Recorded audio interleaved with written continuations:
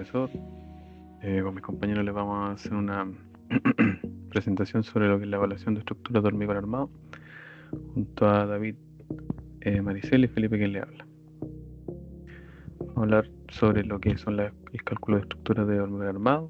Tenemos el comportamiento de la estructura de hormigón armado, las cargas axiales en las columnas. Tenemos el comportamiento de las vigas y losas, la cuantía, norma chilena 429-430, el código ASI, el método de capacidad, dentro de lo que es el cálculo de estructuras de hormigón armado. El comportamiento de la estructura de hormigón armado tenemos las cuales se utiliza en estructuras como columna, viga y losa. El hormigón existe un comportamiento característico, puede ser lo que es la resistencia a la compresión. El hormigón armado es muy resistente a esta resistencia, lo que quiere decir que puede recibir grandes cargas verticales sin sufrir deformaciones permanentes. Generalmente esta propiedad es especialmente importante en columna y pilares, así como podemos ver en la imagen. También tenemos lo que son la flexibilidad y capacidad de redistribución de esfuerzo. Como podemos ver en la imagen, tenemos una que está de manera horizontal y abajito todas las cargas, y se ve la flexibilidad que está siendo exigida mediante las cargas expuestas. Lo que sí, también el hormigón armado tiene la capacidad de deformarse y poder redistribuir los esfuerzos en una estructura cuando se somete a carga. Esto se debe a la capacidad del hormigón a resistir cargas de compresión y lo que es el acero para poder resistir las cargas de tracción, lo que es el hormigón armado. Tenemos también lo que son las estructuras de hormigón armado. Están diseñados para resistir diversas cargas y fuerzas. Una de las principales cargas que deben soportar son las siguientes. Tenemos las cargas gravitatorias, tenemos las cargas vivas, las cargas muertas, las cargas de viento, las cargas sísmicas y cargas dinámicas. Las cargas sísmicas viene todo normado, al igual que con las cargas de viento. Más adelante se explican. Tenemos las cargas axiales en las columnas. Ahí podemos ver en la imagen una columna soportando carga axial y una columna soportando carga excéntrica, que son diferentes. Tenemos la carga axial que está como internamente de la columna que está soportando la carga, y lo demás está como a los lados de la columna. Lo que decía era que la carga axial se aplica en la dirección vertical de la columna, a lo largo de su eje longitudinal. Es una carga que actúa en línea recta y pasa a través del centro de gravedad de la columna. Tenemos que la carga axial puede ser compresiva o de compresión si se aplica hacia abajo en la dirección de la gravedad, o puede ser tractiva o de tracción. Acá tenemos lo que son las cargas axiales en las columnas, como ven en la siguiente imagen. Tenemos la fuerza normal, la fuerza axial, el peso del objeto, el empuje del objeto contra la superficie. La carga axial puede ser predominantemente compresiva en caso de las columnas, ya que su función principal es soportar el peso que se encuentra encima. Tenemos también que cuando la columna está sometida a una carga axial se produce una combinación de fuerzas de compresión o tracción y momentos fractores. El comportamiento de viga y losa. Tenemos las vigas y losas de hormigón son elementos estructurales utilizados en la construcción para soportar carga y distribuir el peso de una estructura de manera eficiente.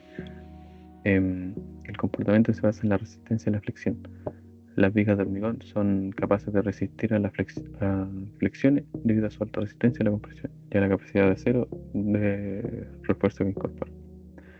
Como se puede ver en la siguiente imagen, con las manchas de calor, las cuales están soportando lo que son las cargas. El comportamiento de viga y losa, su comportamiento se basa en la resistencia a la flexión. Las vigas de hormigón son capaces de resistir flexiones debido a su alta resistencia a la compresión y la capacidad de acero de refuerzo que incorpora. Tenemos lo que es la resistencia a la fricción, transferencia de carga, rigidez y deformación y control de difusión. El comportamiento de viga y losa. Son elementos estructurales lo que son las losas, de manera que son elementos estructurales horizontales y planos utilizados en la construcción para cubrir áreas grandes, cuales sean techos, piso y cubierta. A continuación se describe lo que es el comportamiento típico, que sería la distribución de carga. Al ser un área grande que ocupa, se tiene que tener una distribución homogénea. Tenemos la resistencia a la fricción también, la rigidez y deformación, transferencia de carga y el control de fisuración. Tenemos la cuantía, que en la cuantía son estructuras que se refieren al cálculo de la cantidad de materiales necesarios para poder construir una determinada estructura. Este cálculo incluye una estimación de la cantidad de concreto, acero u otros materiales de construcción que se requieren para completar el proyecto. El proceso de cuantificación en estructura implica el análisis detallado de los planos y diseño de la estructura. Ahí podemos ver cómo la base por la altura de una columna, la viga y la fórmula para sacar lo que es la sección bruta del hormigón. Y podemos ver los tipos de cuantía, los cuales tenemos cuantía geométrica, cuantía en peso, cuantía máxima y mínima en columna, cuantía balanceada, cuantía en viga, o sea, un análisis de precio unitario. Norma chilena 429-430. La norma chilena de emergencia oficial 429, oficial del 57, define esta norma las bases generales del cálculo de estabilidad de construcción del hormigón armado y las principales características de los proyectos en base a este tipo de material. El 430, oficial de 2008, es la actualización de los requisitos de diseño y cálculo de este tipo de material. Así, el punto número 5 habla sobre el código ACI 318, que en cada capítulo tenemos las determinadas cognitivas que se pueden dar a este tipo de material. Puede ser la flexión, el corte, torsión, longitud de desarrollo y zapatas, que este tipo de material se puede aventurar a evaluarse y a hacer estructurado. Punto número 6. Método de capacidad última. El método de capacidad última se enfoca utilizando en el diseño de la estructura para determinar la capacidad de carga máxima que pueda resistir ante experimentar cualquier falla. Este método se puede utilizar para garantizar que la estructura sea segura y pueda soportar cargas esperadas sin sufrir daños o colapsar con este tipo de material. Esta última se basa en la teoría de resistencia del material y utiliza los principios de mecánica estructural para determinar la capacidad de carga de este tipo de estructura. Consiste en analizar y evaluar los diferentes componentes y elementos de la estructura para determinar su resistencia y su estabilidad. Esto puede ser las cargas sísmicas, cargas vientos, cargas nieves, cargas de personas o carga de muebles, que son elementos que se le añaden a este tipo de estructuras, pero no son parte de la estructura. Bueno, hay 5 tipos de evaluación al hormigón armado. La primera es la evaluación de estructura. Segunda, la composición de materiales y comportamientos de este tipo de material. Tercero, criterios de diagnóstico de esta patología. Cuarto, la fisuración del hormigón armado. Y quinto, el esfuerzo del corte en el hormigón armado. El primero, la evaluación de la estructura. Este es un proceso esencial para garantizar la seguridad y la integridad de la construcción existente, a través de inspecciones visuales, pruebas no destructivas de este material y análisis estructurales.